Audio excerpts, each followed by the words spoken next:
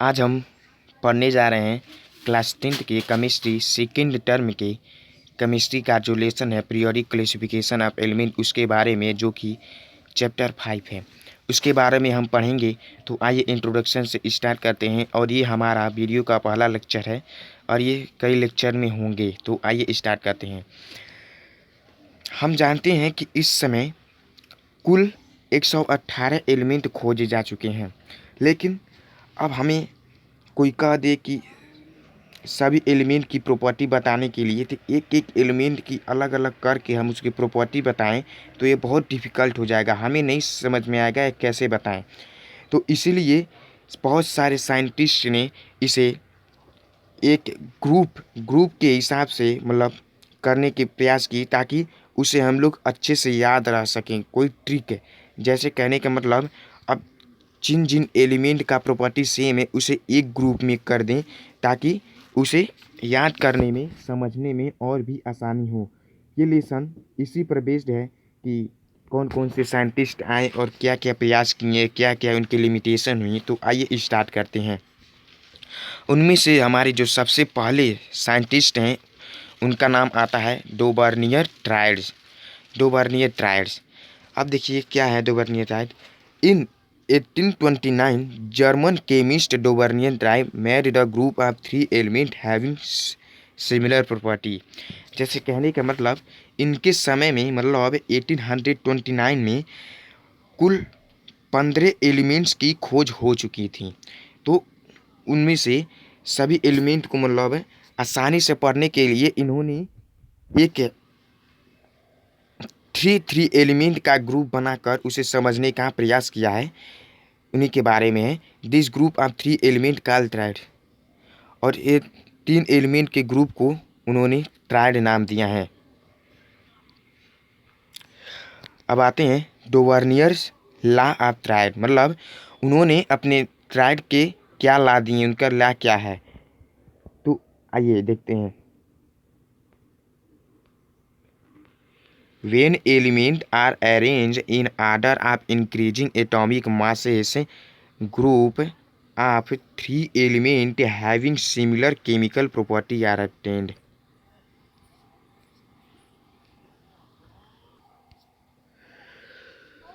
कहने का मतलब ये है कि जब इन्होंने ये ला दिया था कि जब एलिमेंट को हम अरेंज करेंगे किस ऑर्डर में, इंक्रीजिंग एटॉमिक मास, मतलब बढ़ते हुए एटॉमिक मास के ऑर्डर में हम लोग जब इनको मतलब अरेंज करेंगे, तो group of 3 element having similar chemical property are obtain, मतलब इनको 3 एलिमेंट के ग्रुप को हैविंग सिमिलर केमिकल प्रॉपर्टी इनको मतलब मिला। कैसे मिला, किस बेसिस पे मिला, वो देखिए। The atomic masses of middle element of the triad is equal to arithmetic mean of the atomic masses. कहने का मतलब ये है कि ये जो साइंटिस्ट हैं ये 3 एलिमेंट का ग्रुप बनाए थे, और उनमें तीनों एलिमेंट में तीन तीन प्रॉपर्टी, मतलब एक प्रॉपर्टी उनको हर ग्रुप में, हर ट्रायड में इनको सेम लगे। वो सेम क्या थे कि 2 एलिमेंट के एटॉमिक मास का अरिथमेटिक मीन उसके बीच वाले एलिमेंट के मास के अप्रॉक्स था। अप्रॉक्स करने का मतलब इस बिल्कुल सटीक न कहकर, सटीक भी हो सकता है, नहीं तो थोड़ा बहुत आगे पीछे, यही इनका ला था। अब आते हैं इन्होंने 3 ट्रायड क्या क्या बनाए थे। तो पहला ट्रायड है अल्कली मेटल ग्रुप, मतलब उसे ये अल्कली मेटल ग्रुप का नाम दिए थे। अल्कली मेटल ग्रुप क्या है, the elements lithium, sodium, potassium having similar property and फॉर्मेटाइन, मतलब कहने मतलब ये है कि ये इनका जो एल्कली मेटल ग्रुप में जो 3 एलिमेंट का ट्रायड बनाए थे वो थे लिथियम, सोडियम एंड पोटेशियम। इनकी प्रॉपर्टी सेम मिल रही थी। अब देखिए इनके बारे में जान लेते हैं। ऑल दिस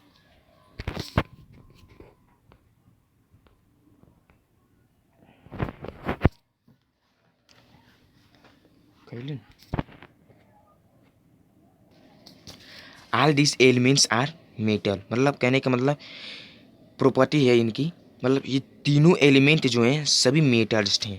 अब देखिए दूसरा पॉइंट क्या है, they react with water to form alkalis and hydrogen gas. कहने का मतलब ये है, ये तीनों जब मतलब वाटर से रिएक्ट कर रहे थे तो ये अल्कलाइज बना रहे थे और हाइड्रोजन गैस प्रोड्यूस कर रहे थे। अल्कलाइज क्या होता है, ये एक बेसिक नेचर होता है, मतलब बेसिक बना रहे थे। और तीसरा point, they have valency of one monovalence, और ये तीनों एटम का बैलेंसी मोनोवैलेंट यानी वन था। अब आते हैं, देख लेते थे कि अरिथमेटिक मीन प्रोसेस कैसे होता है। जैसे कहने का मतलब लिथियम, सोडियम, पोटेशियम, ये तीन एलिमेंट का ट्राइड बनाया था। अब इनका एटॉमिक मास होता है 72339। तो इन्होंने कहा था कि जो फर्स्ट और लास्ट एलिमेंट का जो अरिथमेटिक मीन है वो सेकंड एलिमेंट के बराबर होगा। तो देख लीजिए, मैंने यहाँ पर करके दिखा भी दिया है। एटॉमिक मास ऑफ लिथियम है 7, atomic mass of potassium 39, arithmetic mean of them. जानते हैं अरिथमेटिक कैसे निकाला जाता है, कि दोनों का सम करके और 2 से डिवाइड कर दिया जाता है। तो यहाँ पर वही कर दिया गया है, तो आ गया है 23, जो कि है सोडियम का मास, आप यहाँ पर देख सकते हैं।